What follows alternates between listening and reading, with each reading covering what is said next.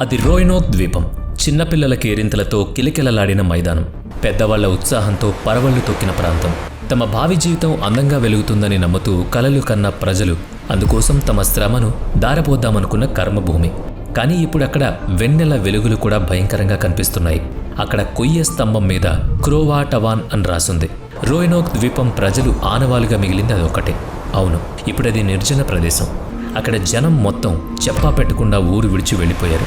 దీవిలో ప్రజలందరూ ఉన్నట్టుండి మాయమైపోయారు అని ఇలా చాలా రకాల మంది చాలా రకాల వాదనలు వినిపిస్తూ ఉన్నారు. మొత్తం దీవిలో జనం పెట్టే బేడా సర్దుకుని నౌకలో సముద్రం దాటిపోతుంటే ఒక్కరూ మిగలకుండా నీటిలో మునిగిపోయారు, చనిపోయారు అని ఇంకొందరు చెప్తూ ఉంటారు. మరి అక్కడ ఏమైంది? ఆ రహస్యం వీడిందా, చిక్కుముడి తొలగిందా? అసలు అక్కడ ఉన్న వాళ్ళందరూ ఏమయ్యారు? ఈ వీడియోలో చూద్దాం. ఆ ఊరి జనం మొత్తం 115 మంది. వాళ్ళిప్పుడు లేరు. వారి మృత శరీరాలు అవశేషాలు ఏవీ లభించలేదు. అది 1587 మే నెల 8వ తేదీ. ఆ రోజు సుమారుగా 120 మంది బ్రిటిష్ యాత్రికులు నౌకలో ప్రయాణిస్తున్నారు. ఇంగ్లాండ్ నుంచి వెళ్లి రోయినోక్ ద్వీపం చేరుకుని అక్కడే జనావాసాలు ఏర్పాటు చేసుకుని శాశ్వత నివాసంగా చేసుకోవాలనేది వారి ధ్యేయం. ప్రస్తుతం అమెరికా నార్త్ కరోలినా వద్ద ఉంది ఆ ద్వీపం. జాన్ వైట్ అనే అన్వేషకుడు, కళాకారుడు ఈ బృందానికి నాయకుడు. దీవి మీద కాలు మోపుతూనే అక్కడ తమకు తగిన నివాసాల కోసం చెట్లు మొక్కలు కొట్టి నేలను చదును చేయడం మొదలుపెట్టాడు. అయితే స్థానిక అమెరికా మూలవాసులు ఉంటారు కదా, వాళ్ళు ఈ వలస ప్రజలని అక్కడ ఉండనీయకుండా తమకు చేతనైన తీరులో అడ్డం పడ్డారు. నేటివ్ అమెరికన్స్కి విదేశీ ప్రజల రాక నచ్చలేదు. వచ్చిన బ్రిటిష్ వారికి చాలా చికాకులు ఎదురయ్యాయి. అందుకని ఇంగ్లాండ్కి తిరిగి వెళ్లి తగిన బందోబస్తుతో మళ్లీ వచ్చి అక్కడ మూలవాసులను తరిమి కొట్టి నివాసాలు ఏర్పాటు చేసుకుందాం అనుకున్నారు. జాన్ వైట్తో ఆ మాట చెప్పారు. అంగబలం ఉంటే అన్నీ అమరుతాయనుకున్నాడు. పంటలు పండించడం, ఇళ్లు కట్టుకోవడం వంటి ప్రాథమిక అవసరాల కోసమైనా మరింత జనాభా కావాలనుకున్నారు. అందుకని 1587 ఆగస్టు 25న జాన్ వైట్ కొంతమంది నౌకా సిబ్బందిని మాత్రం వెంటబెట్టుకుని ఇంగ్లాండ్కి తిరిగి వెళ్ళాడు. తమకు మద్దతుగా కొంతమందిని తోడు తీసుకొద్దామనుకున్నాడు. కనుక దీవిలో 87 మంది మగాళ్లు, 17 మంది ఆడవాళ్లు, 11 మంది పిల్లలతో కలిపి మొత్తం 115 మంది ఉండిపోయారు. వారిలో జాన్ వైట్ కుమార్తె ఎలియనోర్ వైట్ డేర్, మనవరాలు వర్జీనియా డేర్ కూడా ఉన్నారు. ఈ మనవరాలు వీళ్ళు అమెరికా నేలపై దిగిన తర్వాత అక్కడే పుట్టింది. జాన్ వైట్ ఇంగ్లాండ్ వెళ్లేసరికి బ్రిటన్, స్పెయిన్ల మధ్య ఘోర యుద్ధం జరుగుతోంది. ఇంగ్లాండ్ నావికాదళం యుద్ధంలో మునిగిపోయి ఉండడంతో జాన్ వైట్కి తగిన సిబ్బందిని ఇవ్వడానికి వీలు పడలేదు. మరి అక్కడ రోయినోక్ దీవిలో ఉండిపోయిన 115 మంది బ్రిటిష్ వలస ప్రజల సంగతి ఏంటి అంటే వారికి సుదీర్ఘ నిరీక్షణ మిగిలింది. మరి 1, 2 కాదు, 3 ఏళ్లు గడిచిపోయింది. ఆ కాలంలోనే నమ్మశక్యం కాని సంఘటనలు జరిగాయి. ఓనాడు అంటే 1590 ఆగస్టులో జాన్ వైట్ ఎంతో శ్రమించి రోయినోక్కి తిరిగొచ్చాడు. కానీ అక్కడ శిథిల నివాసాలు తప్పితే తమ వాళ్ళెవరూ కనిపించలేదు. అందరూ చనిపోయారనుకున్నా కానీ ఒక్క ఎముక కూడా దొరకలేదు. అలాగని గొడవలు, యుద్ధాలు జరిగిన ఆనవాళ్లు లేవు. కేవలం అక్కడ కొయ్య స్తంభం మీద క్రోవా టవాన్ అని మాత్రం రాసుంది. అక్కడ ప్రజలే ఆ అక్షరాల్ని రాశారా? ఆ మాటకు అర్థం ఏంటి? వాళ్ళని ఎత్తుకుపోయిన వారికున్న బలమేంటి?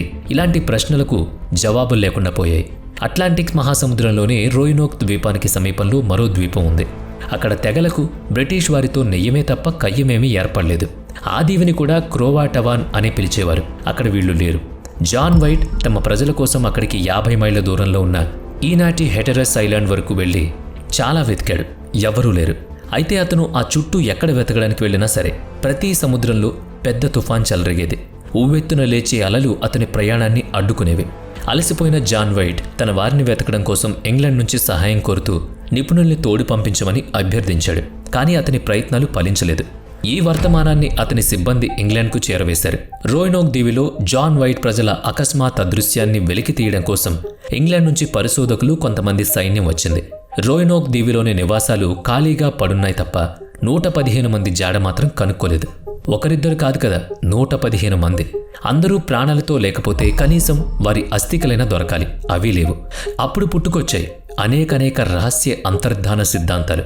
వాటిలో మొదటిది రోయినోక్ దీవిలో ఉన్న అమెరికా ఆదివాసుల దాడిలో వాళ్ళు చనిపోయారనేది. 1585, 1586 మధ్య కాలంలో కూడా బ్రిటిష్ ప్రజలు అక్కడికొచ్చారు. కానీ రోయినోక్లోని స్థానిక ఆదివాసులు వారితో తీవ్రంగా ఘర్షణ పడేవాళ్లు.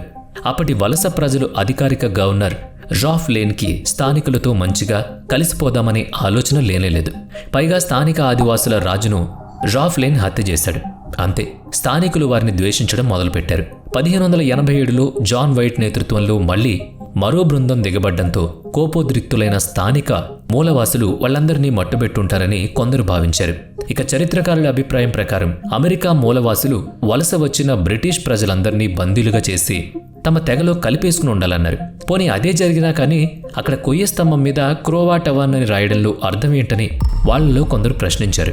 దానితో వారు మాయం కావడానికి వెనుక తర్కం ఉన్నా కానీ గందరగోళం నెలకొంది. ఇక బ్రిటిష్ వలస ప్రజల అదృశ్యం వెనుక ఉన్న రెండో సిద్ధాంతం చూద్దాం.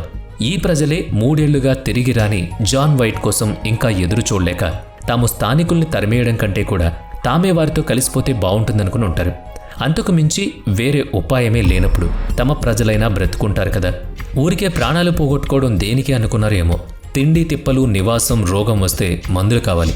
వాటిని సొంతంగా కుదుర్చుకుంటేనే స్థానికుల వ్యతిరేకతను ఎదుర్కొంటూ ఉండాలి. 115 మంది మాత్రమే ఉన్న గుంపుతో అది వీలయ్యే పని కాదు.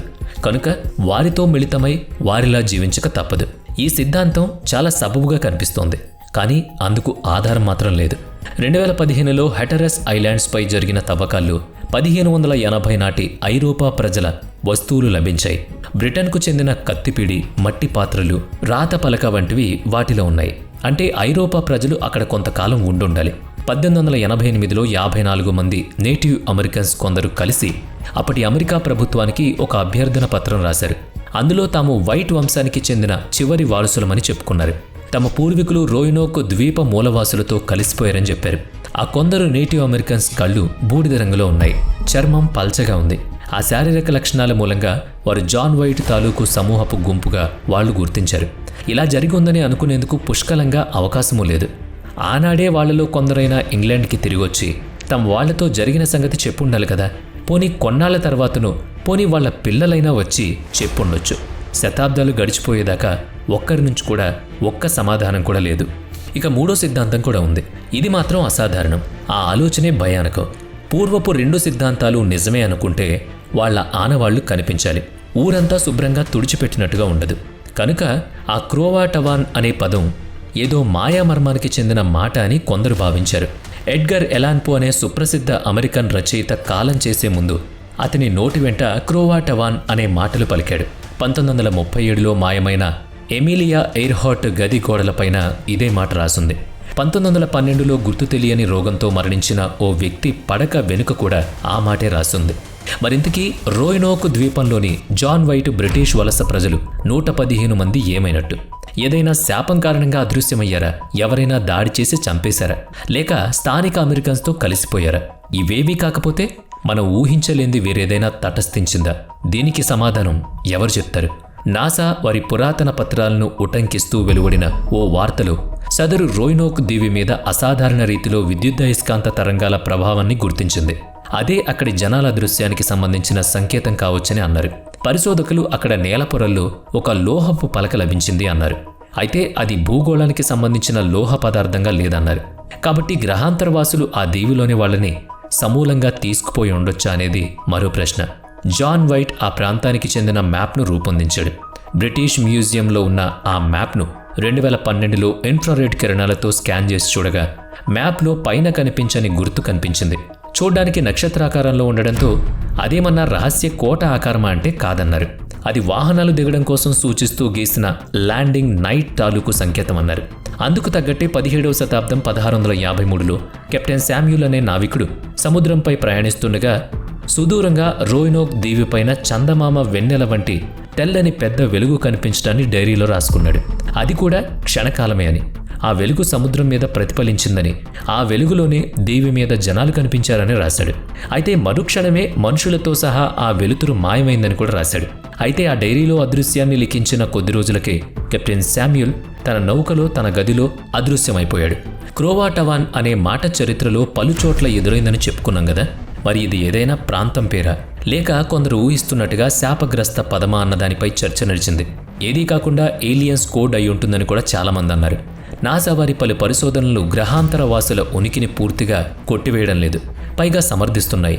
భూమి చుట్టూ గుర్తు తెలియని రేడియో సంకేతాలను శాస్త్రవేత్తలు గమనిస్తున్నారు. వాటి జన్యస్థానాలు ఎక్కడున్నది మాత్రం ఎవరికీ తెలియడం లేదు. 16వ శతాబ్దంలో జరిగిన రోయినోక్ దీవిలోని ప్రజల అదృశ్యం గ్రహాంతరవాసుల మూలంగానే జరిగిందని భావించడానికి హేతువు ఉందా అంటే అసలు గ్రహాంతరవాసుల ఉనికే ఊహ కదా. ఇది చాలామంది అంటూ ఉంటారు. అయినా ఆ గ్రహాంతర వాసులకు ఆ దీవిలోని 115 మంది మాత్రమే కావాల్సి వచ్చిందా? భూమి మీద వేరే ప్రాంతాల్లో చాలామంది ఉంటారు కదా, మరి ఇక్కడే ఎందుకు? సరే, వీటన్నిటిని పక్కకు పెట్టి 5వ సిద్ధాంతం ఒకటి పుట్టింది.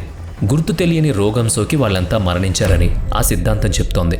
సదరు విష వైరస్ మూలంగా తక్కువ వ్యవధిలోని ఒక్కొక్కరు చనిపోతున్న వేళ ఒకరో ఇద్దరు అక్కడి నుంచి పారిపోతూ క్రోవాటవాన్ అని రాసి ఉండొచ్చన్నారు. 2013లో నేటివ్ అమెరికన్ల పురాతన సమాధుల్లో ప్రమాదకరమైన వైరస్ అవశేషాలు కనిపించాయని కొందరు శాస్త్రవేత్తలు చెప్తున్నారు. అదే ఆనాటి 115 మందిని బలి తీసుకుందని కూడా అన్నారు. ఇక ప్రకృతి ఆ శరీరాల్ని పూర్తిగా హరించడం జరిగి ఉండాలి అంటున్నారు. బ్రతికి బట్టగట్టిన ఒకరిద్దరు ఆ చిక్కని అడవుల లోపలికి పారిపోయి ఎన్నడూ ఎవరికీ కానరాకుండా పోయారని కూడా చెప్తున్నారు. కాబట్టి వారి అదృశ్యం నిజం కాకపోయుండి ఏదో మహమ్మారి మూలంగానే చనిపోయి ఉండాలని అనుకోవడం సబబుగా అనిపిస్తుందనేది చాలామంది మాట. కానీ ఇవన్నీ కూడా తప్పుడు వార్తలే. నార్త్ కరోలినా సముద్ర తీరంలోని అమెరికా మూలవాసుల ఒక తెగ పేరే క్రోవాటవాన్. ఇది కొంతమంది ఘంటాపథంగా చెప్తున్న మాట.